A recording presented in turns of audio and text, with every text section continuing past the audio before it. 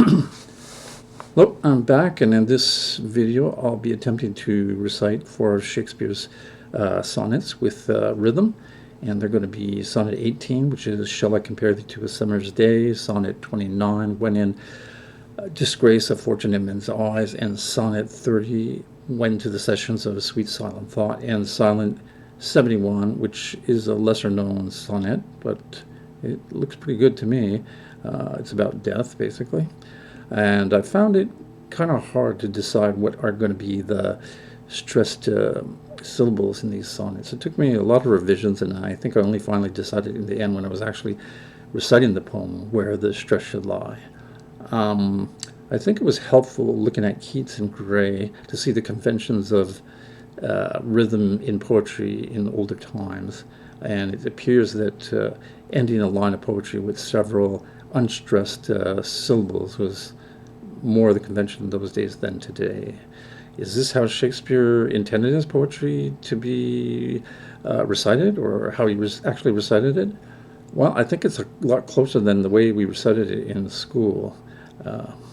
It's more enjoyable and pleasing to hear this way, in my opinion, than just listening to a bunch of jumbled up old-fashioned words that's a chore to listen to or understand. The poems seem to pass more quickly and pleasurably, I found.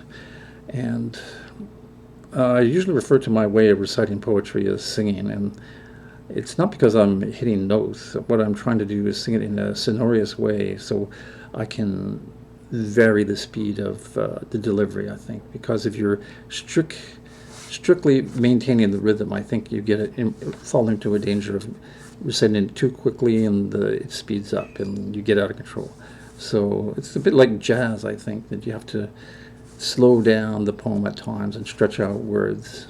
So anyway, I hope you enjoy my video. Thank you. When to the sessions of sweet silent thought I summon up remembrance of things past, I sigh the lack of many a thing I sought, and with old woes new wail my dear time's waste.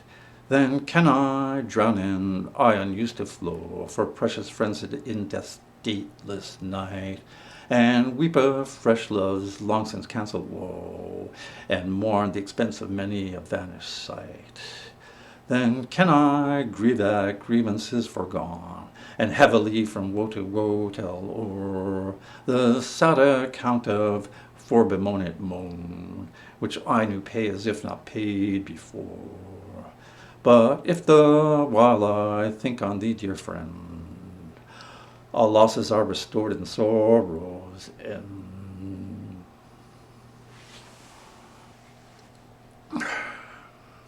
Shall I compare thee to a summer's day? Thou art more lovely and more temperate.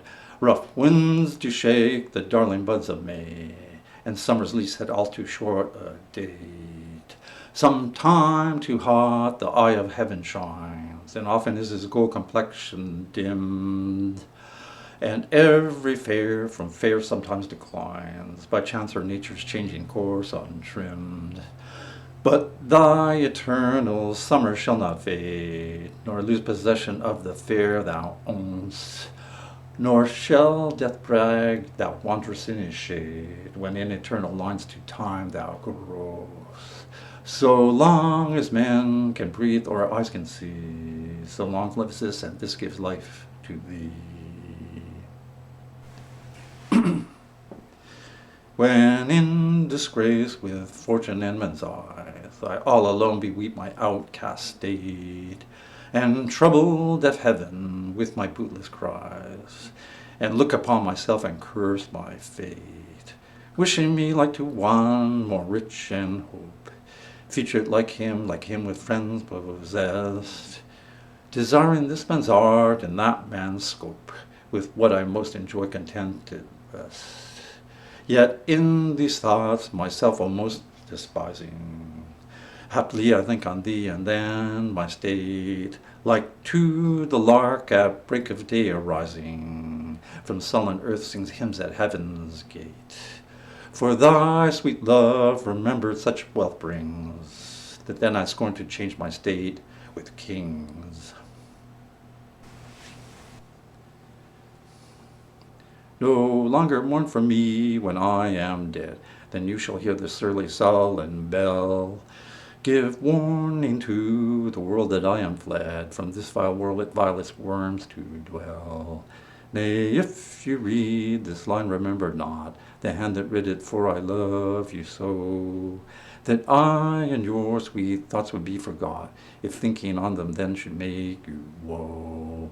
Oh, if I say you look upon this verse, when I perhaps compounded am with clay, do not so much as my poor name rehearse, but let your love even with my life decay, lest the wise world should look into your moan, and mark you with me after I am gone.